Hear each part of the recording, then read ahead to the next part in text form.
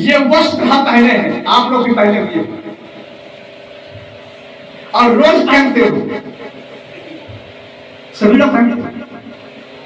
और कपड़ा ला के दे दिया जाए और मशीन दे दी जाए और कहा जाए इसी तरीके की शर्ट सिल, कहा जाए ऐसा कुर्ता सिल लो, तो कहा कहीं नहीं सिल पाएंगे, कहीं सिल पाएंगे, क्यों नहीं सिल पाओगे?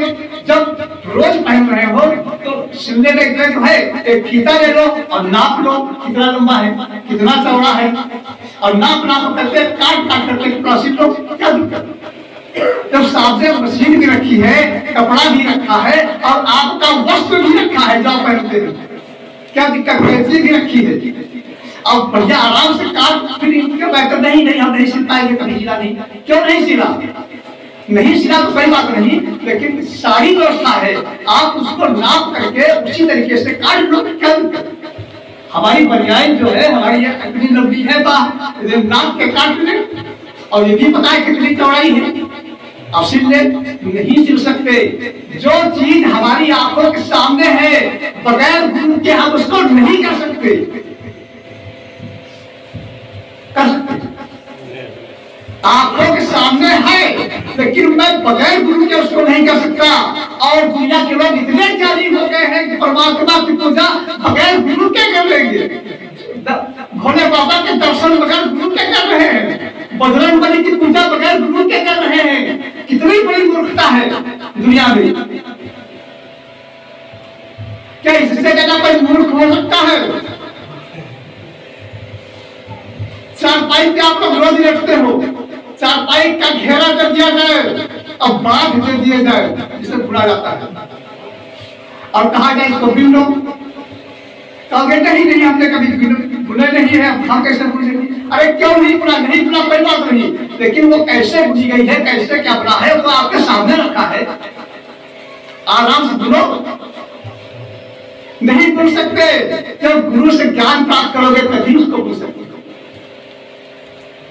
और फिर बजरंगबली की पूजा बगैर ज्ञान किए प्राप्त कर लोगे बजरंगबली को, बजरंगबली को प्राप्त नहीं करोगे, हाँ पत्थर को प्राप्त कर लोगे, जिंदा में भी पत्थर और मरने के बाद में भी पत्थर।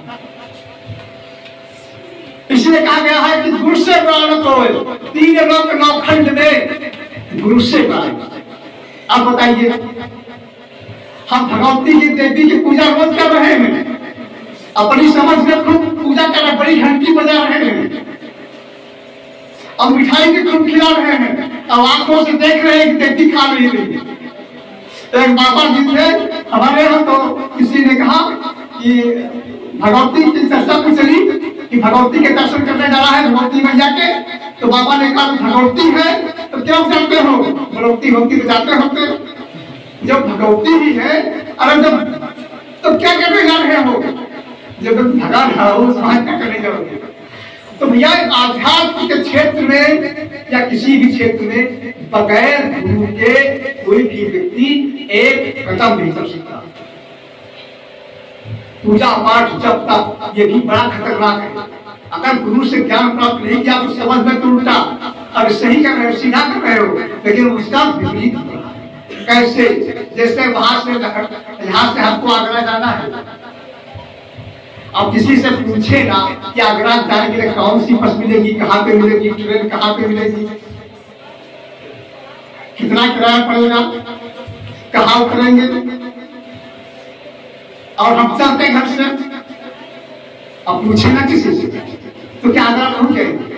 आगरा तो नहीं पहुंचेंगे, हाँ घोर मुसीबतों में जरूर पहुंचेंगे, ये निश्चित है, 100%। इसीलिए गुरु का बहुत बड़ा महत्व आ गया है। बिना गुरु के कुछ भी संभव नहीं है। हमारा आपका बगैर गुरु के जब संसार के काम नहीं चल पा रहा है, कुछ भी काम करते हो तो गुरु की आवश्यकता पहले पड़ जाती है। फिर परमात्मा को पाने के लिए, उसको जानने के लिए और जीवन के कल्याण के लिए, पापों से छुटकारा पाने के लिए फिर गुरु करने में पीछे क्यों? इसका एक रीजन है और कोई कारण नहीं। गुरु करने से लोग बिना गुरु के नियम संयम सब कर रहे हैं, अंधविश्वास में फंसे हैं, और दुनिया का कार्य बगैर गुरु के कुछ नहीं करते हैं। तुरंत गुरु की क्या आवश्यकता है, किसी से पूछ लो तब करो। या कोई काम करने जाएंगे, अरे कोई जानवर खरीदने जाएंगे, पहले किसी जानकार व्यक्ति को साथ में ऊपर रखने वाले को। अब भगवान की पूजा करने चलेंगे तो कभी नहीं कहेंगे किसी जानकार व्यक्ति से पूछ लो।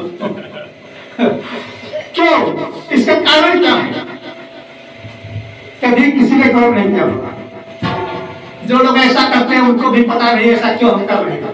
कि परमात्मा की पूजा, देवी देवताओं की पूजा में गुरु की आवश्यकता नहीं समझते हैं, और दुनिया के कार्यों में गुरु की आवश्यकता पहले बगैर कहे आवश्यकता समझ लेते हैं। जो ऐसा करते हैं उनको भी पता नहीं ऐसा हम क्यों करते हैं।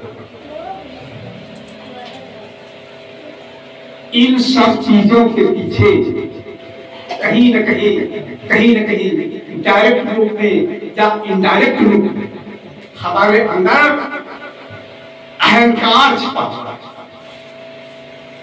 स्वार्थ छिपा। दो चीजें, स्वार्थ और अहंकार, सिर्फ दो रीजन है, दो कारण है जिनकी वजह से हम बगैर गुरु के आध्यात्मिक क्षेत्र में कदम रख लेते हैं। तीसरा कोई कारण नहीं। एक कारण स्वार्थ और दूसरा कारण अहंकार।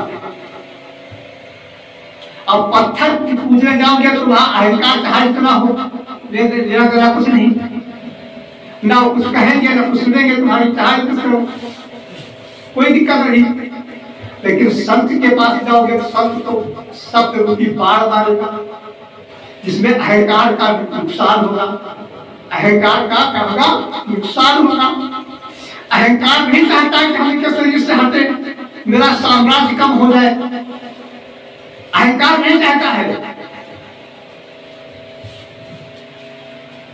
अब संत के शब्दों में तो बड़ी धार होती है, तो कैसे बर्दाश्त होगा?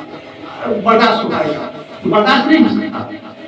इसलिए अहंकार और स्वार्थ की वजह से हम आध्यात्म के क्षेत्र में बगैर गुरु के कदम रख देते हैं, जिसका परिणाम हमें घोर मुसीबतों का सामना करना पड़ता है। इसीलिए कहा गया है कि संत मिलन को जाइए तब माया अभिमान। माया स्वार्थ का दूसरा रूप। संत मिलन को जाइए तब माया अभिमान, और जब जो पद आगे बढ़े कोटि यज्ञ से बात। अब यज्ञ करने की क्या जरूरत, पूजा पाठ करने की क्या जरूरत? जब संत मिलन को जाइए तब माया अभिमान, और जो पद आगे बढ़े कोटि यज्ञ से बात। यानी एक यज्ञ की बात छोड़ दो, मनुष्य पर जीवन में 10-20 यज्ञ करा सकता है, कितनी कराएगा? और संत मिलने को अगर नहीं चले गए तो जितने कदम जाओगे, एक एक कदम पे एक हजार यज्ञ का फल मिलता है, लेकिन फिर भी हम बगैर गुरु के आगे बढ़ जाते हैं।